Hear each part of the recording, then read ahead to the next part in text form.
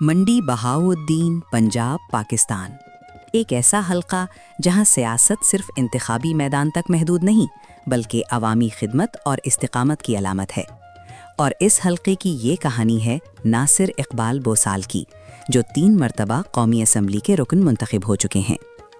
ناصر اقبال بوسال 30 نومبر 1970 کو منڈی بہاؤالدین میں پیدا ہوئے۔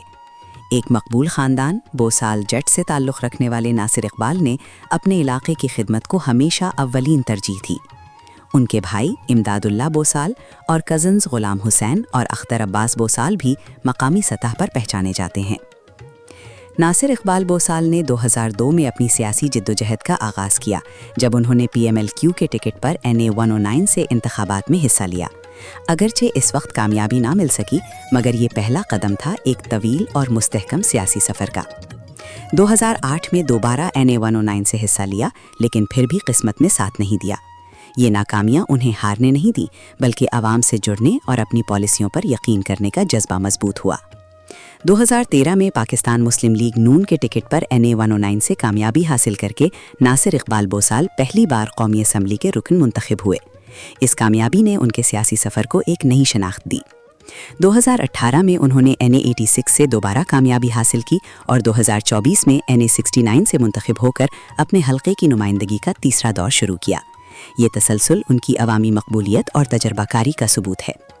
ناصر اقبال بوسال کا سیاسی انداز ہمیشہ عوام سے براہ راست رابطے پر مبنی رہا۔ وہ حلقے کے ہر گوشے میں موجود رہتے ہیں، مسائل سنتے اور حل کرنے کی کوشش کرتے ہیں۔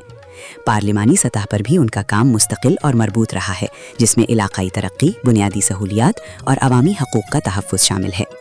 NA 69 میں ناصر اقبال بوسال کی پہچان صرف سیاستدان کی نہیں بلکہ ایک رہنما اور عوامی نمائندے کی بھی ہے۔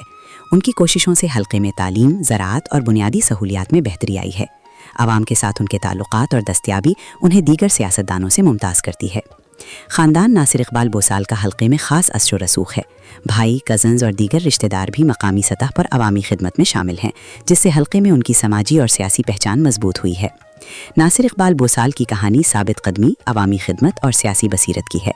3 مختلف ادوار میں قومی اسمبلی کی نمائندگی ان کے مستقل عوامی رابطے اور پارلیمانی تجربے کی عکاسی کرتی ہے۔ NA 69 کے لوگ انہیں نہ صرف ایک منتخب نمائندہ بلکہ ایک رہنما کے طور پر دیکھتے ہیں، جو اپنی پالیسیوں اور اقدامات کے ذریعے حلقے کی ترقی اور بہبود کے لیے کوشاں ہیں۔ یہ ہے ناصر اقبال بوسال کا سفر، منڈی بہاؤالدین کے عوام کے اعتماد اور سیاسی استقامت کی کہانی۔ تاریخ کے اوراق میں چھپی یہ کہانی عوام کے ساتھ تعلق اور خدمت کے جذبے کی گواہ ہے۔ ناصر اقبال بوسال، استقامت، تجربہ اور عوامی خدمت کی مثال۔